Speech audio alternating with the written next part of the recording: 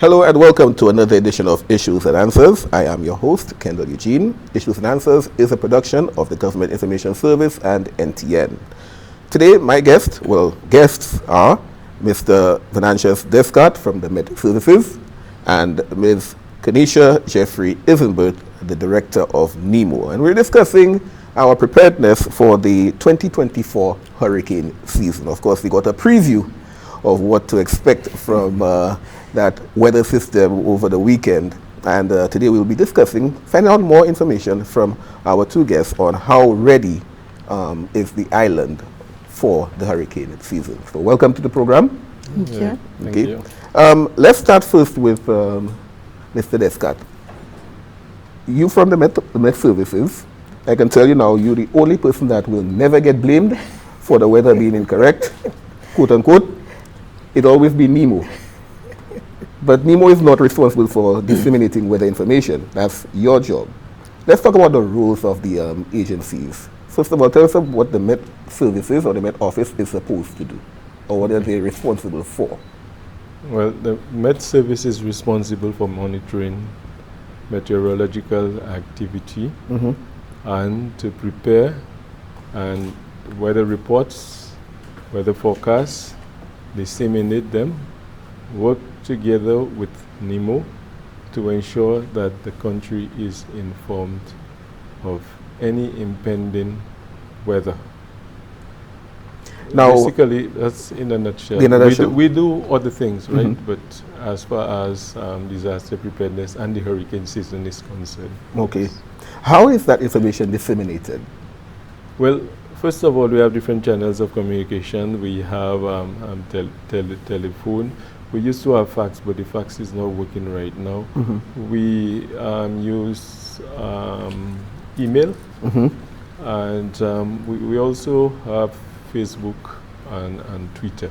But most times communication between Med Services, especially the Director of Med Services and NEMO, is by telephone. Okay. We also have emergency radio as a backup. How important would you say is the Met Service to any island? Oh, it is very important. I should say, I didn't want to hasten to add that it is not regarded as an essential service here, but I cannot think of any situation where the Met Service is not required to work. We have never stopped working. Even through COVID, we reduced our working hours, but physically we were present at our workplace throughout COVID. So it is very, very important. Whatever you can think of anything, weather information is very, very important because it's about the atmosphere, and we breathe the air from the atmosphere. You know, whether there is a fire emergency, earthquake, whatever, Met Service is always required to work, and Met information is always very important. An important information always been disseminated 6 o'clock, 12 noon, 6 p.m. Yes. But still, we do not always get individuals saying they know what is happening or they have read it. Do you think there's a disconnect? And if so, where is that disconnect?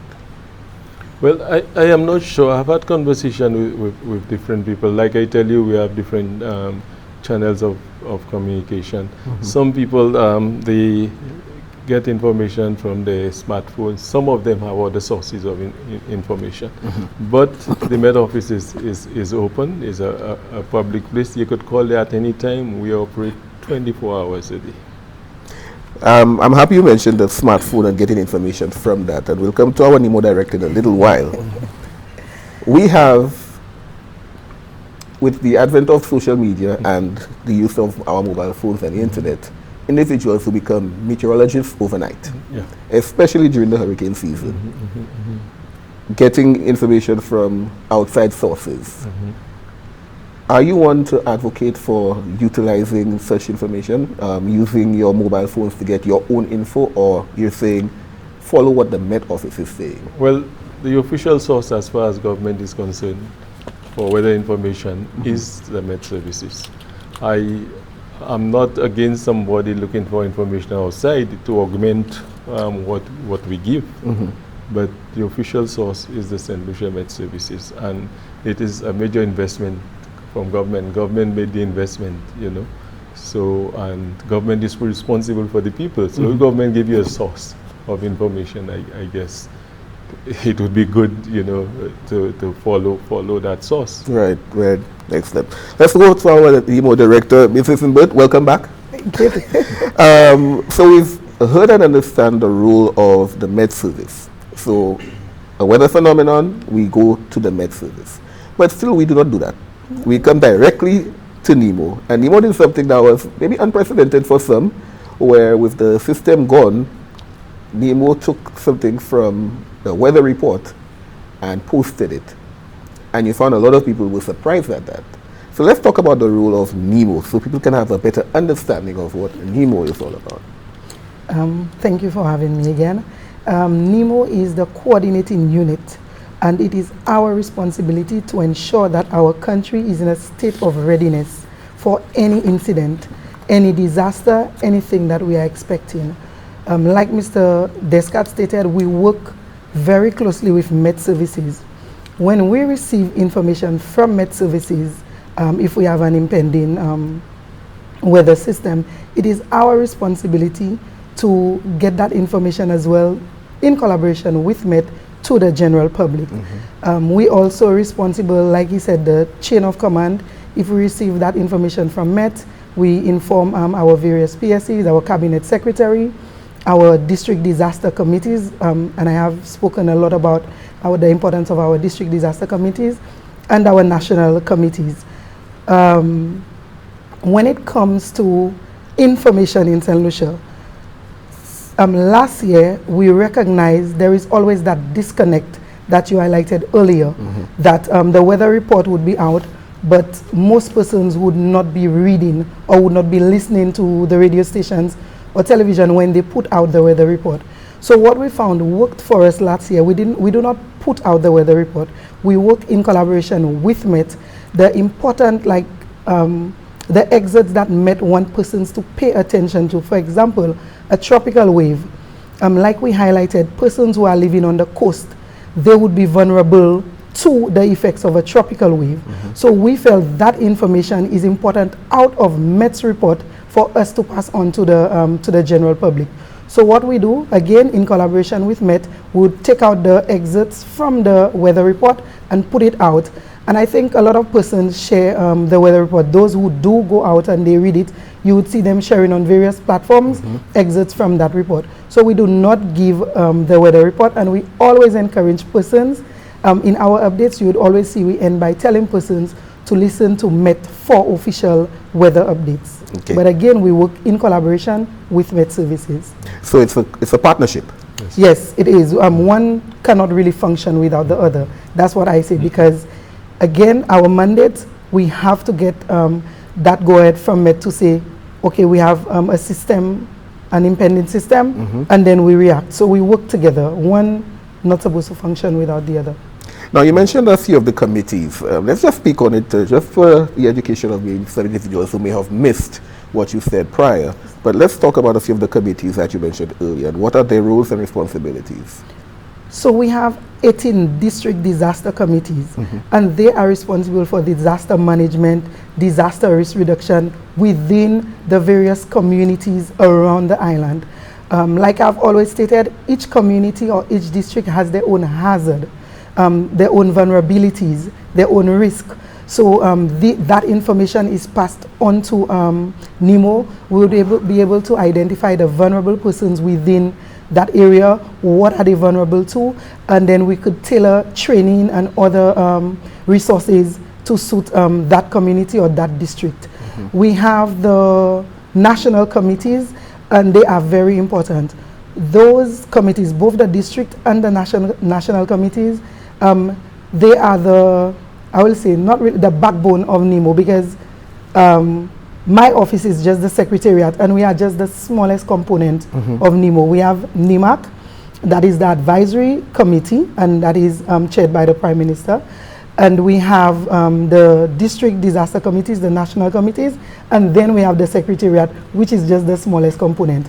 So we need every single agency. We need you as an individual within your home. You form part of NEMO, you form part of the broader organization. And our role is to ensure that we build capacity, we build resilience within every single community so that they are empowered when we have facing a disaster or any emergency to respond. All right. Mr. Lestat, let me come back to you. My question now would be with regards to our hurricane season. Okay, we got a weather system in May. The official start is June. Yes. June 1st. 1st of June. Okay. I look forward to November 30th. I start counting down the days. Christmas Eve trough. Yeah, but then again, we had that Christmas Eve trough that really get an off-season. Okay. So the weather is unpredictable. The Met Service, to an extent, it depends on your definition of predictability. Okay, it's relative. But Met Office does not control the weather. No, we don't. We have had situations where trajectories were given, and when we are waiting with the bated breath, gone over us, passing between, pass at the bottom. Very happy when it passes over us. I have no issues with that. But how active will our season be this time around? This particular season with 2024, it is dubbed the season that has been predicted with the most number of named storms. Okay. The activity is very, very high compared to the average. In an average season, you have about 14 named storms, 7 hurricanes, and 3 major hurricanes.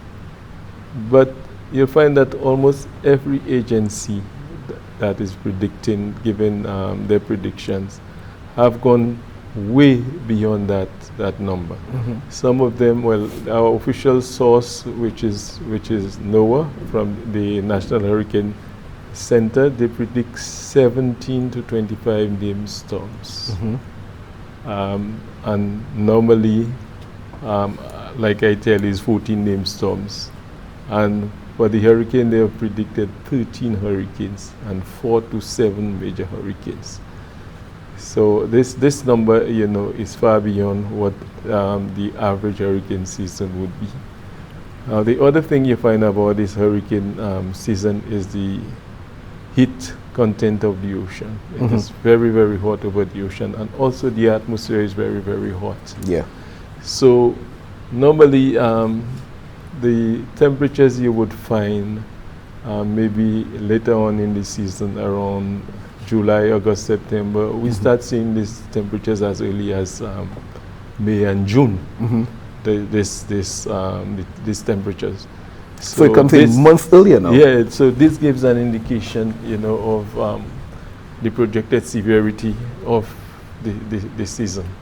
How does the heat affect the amount of storms we will see touching our shores? Well, the hurricane basically it thrives on the sea surface temperature, the heat, and the hotter it is, the greater the possibility of tropical storm genesis or tropical storm formation and development. So you mean all the good weather we were appreciating and loving might work to our detriment further down the line? Yes. So whenever I see rain, I should be happy. Yes, in a sense. But you have to be aware, you want it to be the rain to be well distributed. You want it to be well distributed in time and in space. Okay. Yeah, you don't want too much at one time. All right. Too intense. When we come back, I would like to ask a question about that Saharan dust, because I always get the feeling that that's our little shield.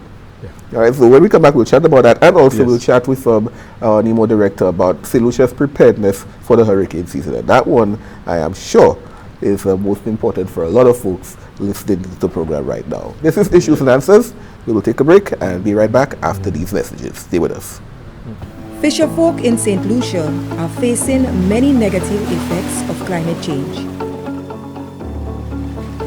La vie pêche est difficile parce que pour ça aller plus fond, ça nous pour acheter plus fuel pour faire journée là mais nous pour dépenser plus la gasoline.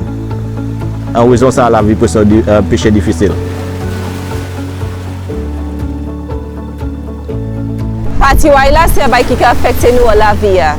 Il peut affecter vivre nous, il peut affecter canaux nous et il peut affecter machine nous. Aussi il peut affecter placement pêcheur. Assurer cher c'est pour ça difficile pour pêcher ça assurer quand d'autres après la mer et puis pour adopter changement du climat. Climate change is happening. Are you prepared? Changement climat qu'a fait. Est-ce préparé?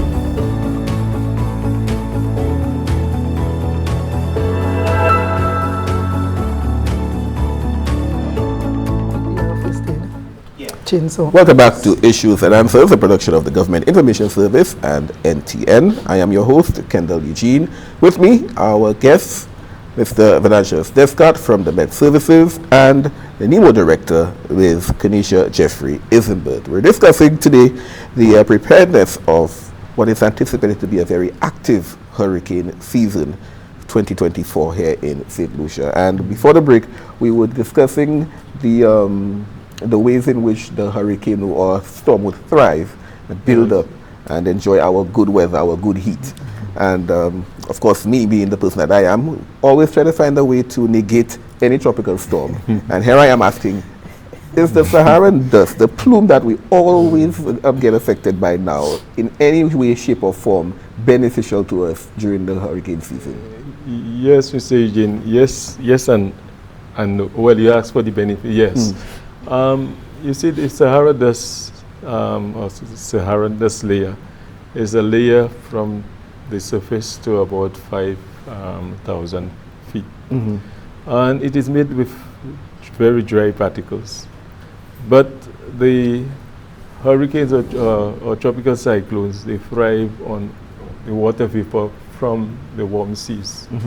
So you'd find that if there's a Sahara outbreak, you find a lot of these dry particles would mix with the water vapor, and then probably the water vapor would condense on them, and then it would weaken or retard tropical storm formation.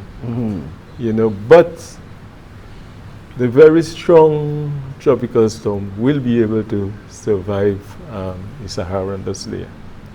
That's very interesting. Yeah, so you'll find that in a way they are an inhibiting factor, but you'll find that the stronger system will still be able to survive. Still be able to penetrate and affect our islands. All right, with that being said now, let's talk about our preparedness. Is St. Lucia ready? And how ready are we? I like that question, is St. Lucia ready? Well, NEMO as an organization, we're ensuring that we make as much impact as we can when it comes to preparedness and readiness.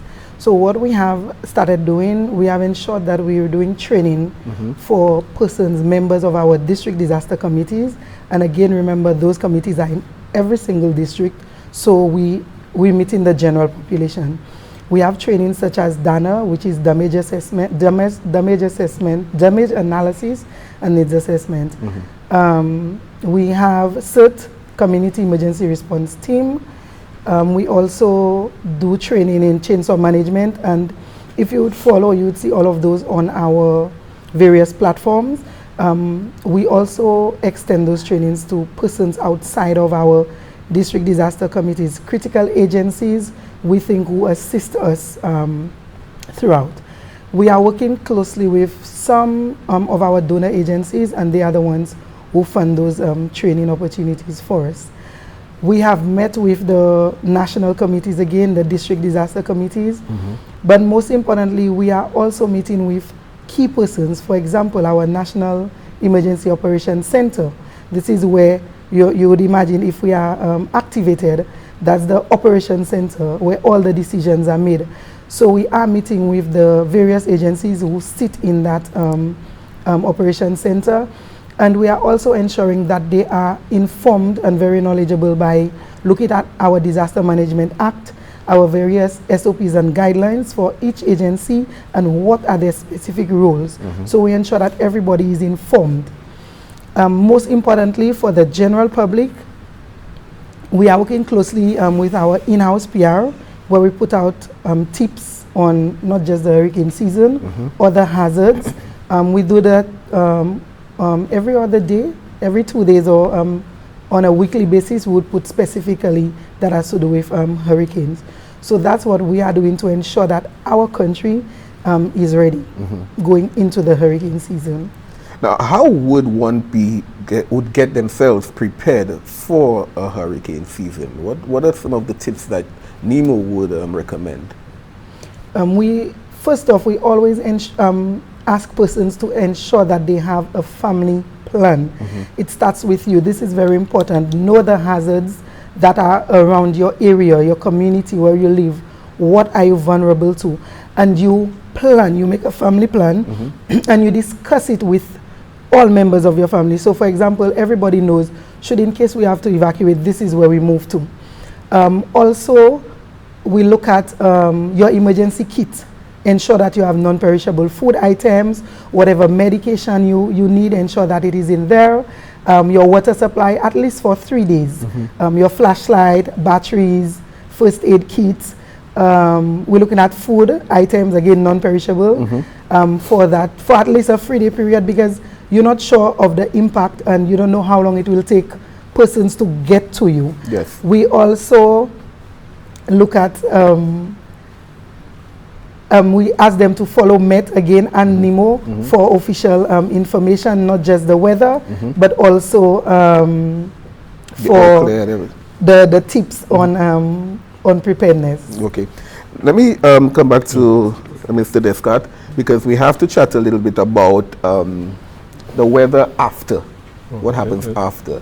Like I said earlier, we have folks on their camera, on their cell phone, sorry, that would go probably get a radar from NOAA, and look and see the system is has moved away from St. Lucia, but that doesn't always mean we're safe.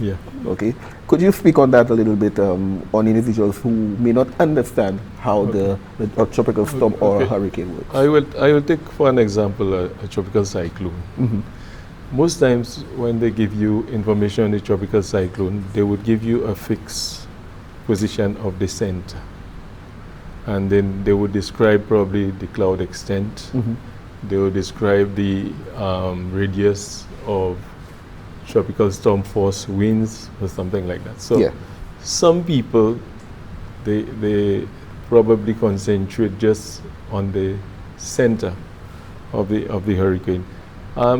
The impact of the hurricane sometimes may be felt when the center has left you long after. There was a system last year, I can't remember exactly, I can't remember the name, but it affected us, it affected Barbados. But while the center was hundreds of miles away, part of the system, at the back of the system, it still had very, very strong winds. Okay. So I remember specifically Barbados remained under a tropical storm watch, even if the center had already left for this. So, like I tell you, I'm not against people looking for the information. Yes. But they need to understand what they're looking for. Yes. And that's where the MET service comes in. Right, yeah, very correct. How important is it for individuals to pay attention to the weather report, especially during the hurricane season? Okay.